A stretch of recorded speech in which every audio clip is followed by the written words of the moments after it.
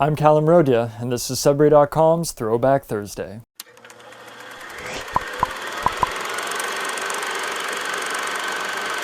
Here in Sudbury, we love our cars. For many of us, it's the most practical way to get around, given that our city has an area 5 times the size of Toronto, with a population density about 1/100th of the size of Toronto. Now, of course, about 12,000 people use Greater Sudbury Transit every day, and many do just fine walking or biking, even year-round. But the car still reigns supreme in Greater Sudbury, which leads to a lot of this, which leads to a lot of this.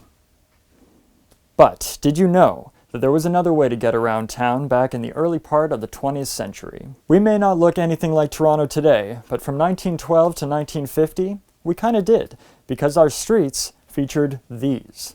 That's right, streetcars. We had them. And we've dug up some old photos from the Greater Sudbury archives, as well as our own, to show you a little bit of what Greater Sudbury's first mass transit system looked like. Take a look in this week's episode of Sudbury.com's Throwback Thursday, in which, this being the year of Canada's 150th anniversary, we take a look at a little bit of Greater Sudbury's history.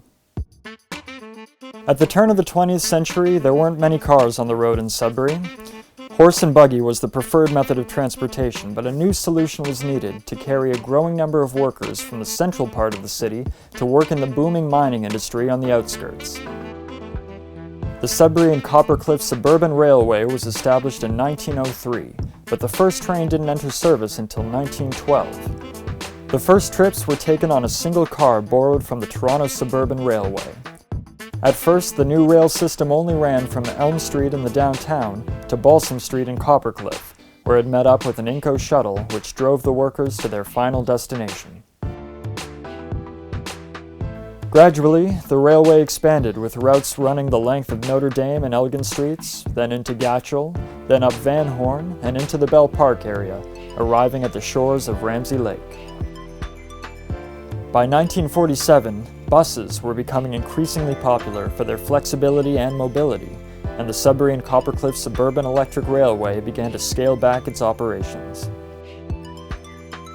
In 1948, the Bell Park line was shut down, with the other 2 lines following suit in 1950. In 1951, the operation was renamed Sudbury Bus Lines Limited, the precursor to today's Greater Sudbury Transit. And the days of traveling the city by streetcar were relegated to history. Well, there you have it. It's hard to believe in our car-obsessed city that the first cars on the roads were in fact streetcars. Thank you to the Greater Sudbury Archives for supplying some of the photos that you just saw, and thank you for watching. For Sudbury.com, I'm Callum Rodia.